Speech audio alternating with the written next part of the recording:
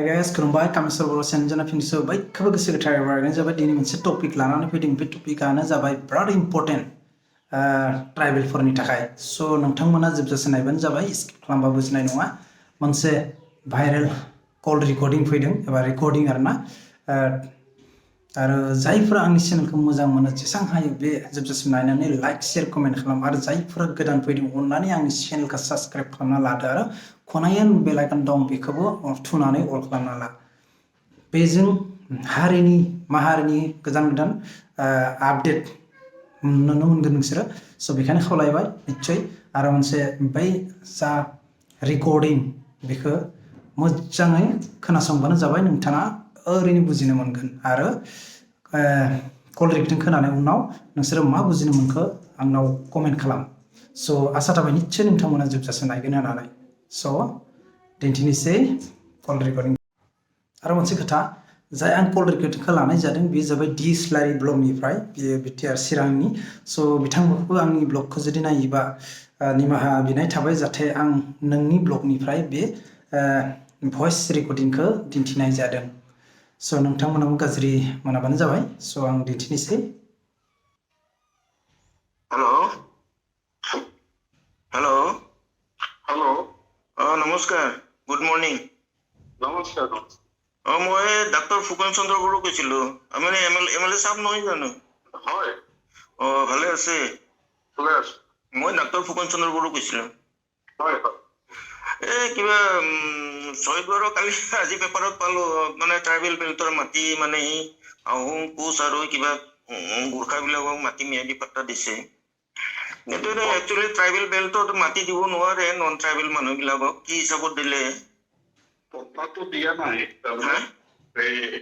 আহোম আৰু সেই জনগোষ্ঠী আহোম আৰু মানে কোচ আৰু গোৰ্খাবিলাকক দিছে গোৰ্খা এটা কেবিনেট সিদ্ধান্ত লৈ পেলাই বালিপাৰা ট্ৰাইবেল বেল্ট ব্লকত কিবা এটা প্ৰভিজন আছে চাগে নাই প্ৰভিজন নাই একচুয়ালি মানে মইতো কেবিনেট নাই সেইটো আপুনি জানে নাজানে মই নাজানো কিন্তু কথাটো হ'ল কথাটো আপুনি শুনক মই যিটো মোৰ লগত আপুনি কিমানলৈকে কথা পাতিব পাৰে কি মই কেবিনেট সিদ্ধান্তটো যিটো আছে কেবিনেট সিদ্ধান্ত যিটো ৰাজহুৱাকে জনাই দিছে আৰু আমাক জনাই দিছে নটিফিকেশ্যন কৰি দিছে কেবিনেট সিদ্ধান্তটো হ'ল যে বালিপাৰা ট্ৰাইবেল বেল্ট এণ্ড ব্লকত যিখিনি আহোম মানুহ আছে যিখিনি গোৰ্খা মানুহ আছে যিখিনি কোচ ৰাজবংশী মানুহ আছে তেওঁলোকে মাটিৰ অধিকাৰ পাব কিন্তু বাকী কথাখিনি মই নাজানো তাৰমানে কেনেকে কি কণ্ডিশ্যনত কৰিছে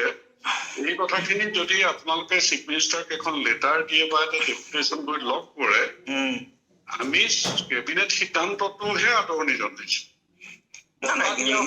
আপুনি কৈছে ঠিকে কৈছে আপোনাৰ কথাটো মানে আপুনি যিটো কৈছে ৰাইট আপোনাক মই ডিনাই কৰা নাই আপুনি কোৱাতে যুক্তি আছে কিন্তু কথাটো হ'ল মই এইটোৱে ক'ব বিচাৰি আছো কেবিনেটত সেইটো ডিচিশ্যন ল'ব নোৱাৰে কাৰণ এইটো Assam land revenue tribal land revenue protection act 1886 মতে সেইটোত কোনো অধিকাৰ নাই আসাম গভৰ্ণমেণ্টে সেইটো মানে কৰিব কাৰণে অৰ্ডাৰ দিব কাৰণে কাৰণ অলৰেডি আৰু হাইকোৰ্টেও দিছে অৰ্ডাৰ এটা দিছে যে ট্ৰাইবেল বেল্ট এণ্ড ব্লকত নন ট্ৰাইবেল বেল্টক উচ্ছেদ কৰিব লাগে বুলি এভেকশ্যন কৰিব লাগে বুলি অৰ্ডাৰ দিয়া আছে এতিয়াও কিন্তু মানে আসাম গভৰ্ণমেণ্টে কৰা নাই এইটো মানে ট্ৰাইবেলৰ এগেইনষ্টত কাম কৰি আছে না গভৰ্ণমেণ্টে এইটো ভাল কাম কৰা নাই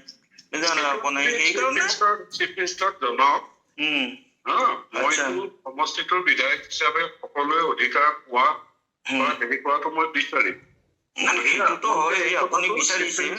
চিফ মিনিষ্টাৰক আপোনালোকে জনাওক এইটো গভৰ্ণমেণ্টে যিটো সিদ্ধান্ত ল'ব সেইটোকে আমি অনাৰ কৰিম সেইটোৱে কৰিম আমি অনাৰ হাইকোৰ্টে যদি কিবা সিদ্ধান্ত দিয়ে সেইটোৱে অনাৰ কৰিম হাইকোৰ্টৰ অৰ্ডাৰটোতো আপোনাক লাগিল দৰকাৰ হলে আপোনাক মই পঠাই দিব পাৰো হাইকোৰ্টৰ অৰ্ডাৰ মানে ট্ৰাইবেল বেল্ট এণ্ড ব্লকৰ লাভ নাই চাওক দেই কেবিনেট এটাই এখন কেবিনেট বৰ্ডলৈ 51ত ট্ৰাইবেল মানুহখিনিৰ সুৰক্ষাৰ কাৰণে ট্ৰাইবেল বেল্ট এণ্ড ব্লক কৰিলে তাৰপিছত আজি হিমন্ত বিশ্ব শৰ্মাৰ গভৰ্ণমেণ্টে কেবিনেট সিদ্ধান্ত লৈ তাত 3টা জনগোষ্ঠীক কিবা অধিকাৰ দিয়াৰ কিবা আলোচনা কৰি কিবা সিদ্ধান্ত ললে এতিয়া এই বস্তুটো আপোনালোকে অৰ্গেনাইজেশ্যনৰ ফালৰ পৰা চিফ মিনিষ্টাৰক এটা ডেপুটেশ্যন ধৰি লগ কৰক কৰি পেলাই কথাখিনি জনাওক আৰু আপোনালোকৰ হাতত যিখিনি ডকুমেণ্টছ আছে দি দিয়ক, যিটো আচলতে নোৱাৰে এতিয়া डक्टर फुकन चन्द्र बर' सारखौ गिबियावनो रोजा रोजा साबायखर बावहरबाय। बिथाङा जोंनि ट्राइबेलनि थाखाय एसां MLA सारजों बेसांखिनि रायलायदों बियो। गोबां मोजांखौ नाथाय जोंनि ट्राइबेल बेल्ट ब्लकखौ सिफायनानै गोदान एसेम्ब्लियाव माबा मोनसे बानायनानै जे मालाय हारिखौ दा हानि मोन्थाय मोननो थाखाय बे खाबुखौ बानायबाय। जोंनि MLA फोरा MP फोरा गोबां एसेम्ब्लियाव दं, नाथाय बै ट्राइबेल माहारिनि MP MLA फोरा मा नायनानै थाखो, मा सिस्टेमाव बे ट्राइबेल बेल्ट ब्लकखौ बिदि खालामबाय सिफायनानै, जाहाथे मालाय हारिखौबो बेयाव हानि मोन्थाय मोननो थाखाय बे रुलखौ बानायबाय। गोबां साननो गोनां। हयथ' बयबो मिथिखायो जाय MLA सारनि उन उन खारबाय थायो जोंनि ओनसोलनि गोबां माहारि ट्राइबेलफोरा, नाथाय बिथांमोना बै कलरेक्टजों नायदोंना नाया आरो बे रुलखौ जुदि जादोंबा निउसाव नायदोंना नायाखै। आरो मोनसे खोथा आंबो क्लियार माने भइस रेकर्डिंसो मोनदों, नाथाय आंबो दाबो निउसआव मोनाखै बिदि। नाथाय जुदि हयथ' निस्सय सैथो होमबा गोबां दुखुनांथाव खौरां बियो। नाथाय आंबो मालायनिफ्राय ब्लगनिफ्रायसो लानाय जादों बे रेकर्डिंआ। नोंथांमोनाबो खबर लादो बे ट्राइबेल बेल्ट ब्लकखौ बे रुल लाबोनाया नंगौना नङा। बेबो मालाय जायगायावसो खोनादोंमोन, दिनै थाङै जोंनि बालिपारा ब्लकआवनो बे ट्राइबेल बेल्ट ब्लकखौ सिफायनाय जाबाय। गोबां साननो गोनां रायजोफोर। नोंथांमोनाबो एसे सांग्रां जा। मानो होनबा जोंनि साननो हायो ओरैनो जाहाथे जाय MLA ट्राइबेलफोरनि थाखाय बेसां सेन्टिमेन्ट दं बे कल रेकर्डिंआवनो मोन्थिनो हायो रायजोफोर। दाबो नोंसोरो जुदि बुजिनो मोना आरो आं जेबो बुंनांगौ गैया। आं डाइरेक्ट बुंनो थाङा। नोंथांमोना बुजिबानो जाबाय। जाय आसामिसाव बुङो गावनि भेटि माथि, दिनै बे जोंनि ट्राइबेलफोरनि थामोनथाफोरा लासै लासै माने खमिगासिनो दं पावारफोरा। माने बेल्ट ब्लक बेफोरो गोबां ट्राइबेलफोरनि सिगां रुल बानायखानायफ्रानो सिफायगासिनो दं। गोबां साननो गोनां। आरो जोंनि MP MLA फोरा मा खालामदों ट्राइबेलफोरनि, जुदि एसेम्ब्लियाव बे रुला लाबोदोंमोन मानो सुंथि जायाखैमोन, मानो बिदि CM जों रायलायाखैमोन। बिथाङा डाइरेक्ट बुंखाबाय आंनि साइडआव आं जेबो खालामनो हाया, CM नाव लाइजाम दैथायहर अबा माबा मोनसे जायो नामा, बेखौ डाइरेक्ट खिन्थाबाय। बे क्लियार बुंबाय। नोंथांमोना मा बुजिदों निस्सय कमेन्ट खालाम।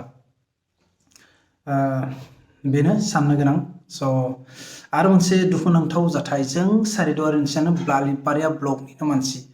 1952 मायथाइनिफ्राय बगिजुलि रिजार्भआ खुलिखानाय एसां बोसोर जाबाय, दाबो 53 इयार्स जाबाय बेसेबांबा।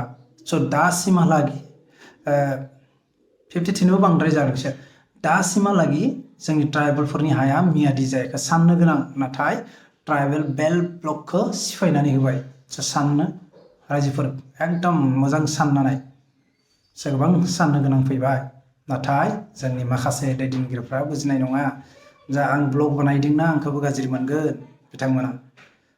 आंनावबो कन्टेक्ट नम्बर दङमोन जोंनि ट्राइबेल संघनि सेक्रेटारि, नाथाय माबा कारनाव आंना नम्बर गैया। दा आं कालेक्ट खालामगोन, बेखौ कन्टेक्ट हरगोन जाहाथे बे खामानिया सैथोना सङा थेवबो खबर लागोन आरो नोंथांमोनखौ आपडेट होगोन रायजोफोर।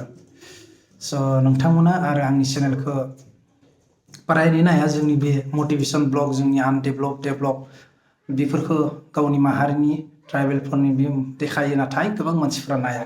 नाथाय जोंनि मोनसे खोथा, जों गाज्रि भाइरेल भिडिअ लाबोनो हाया। मानो होनबा जोंनो सेन्टिमेन्टनि ब्लग बियो, आनडेभलप देखायनायनि। मानो होनबा बेखायनो बांद्राय मानसिफोरा नाया नामा, बेखौनो आं खावलायो जाहाथे नोंथांमोना सिर्फ भाइरेल भिडिअफोरखौथ' नेबाय थानाङा। जोंनि ब्लगखौबो एसे नायदो अननानै, चेनेलखौ साबस्क्राइब खालामना लादो। आरो लोगोसे आंनाव फेसबुक पेजबो दङ, बेखौबो फल' खालामना लादो। बेखौनो खावलायबाय। माबा मोनसे जुदि बेयाव गोरोन्थि बुंनाय जादोंबा निस्सय आं निमाहा बिनाय थागोन। आरो जेसेबांखिनि हायो आं आपडेट होनो नाजागोन नोंथांमोना नेक्स्ट। दिनैनि ब्लगा बेयावनो फोजोबनाय जाबाय।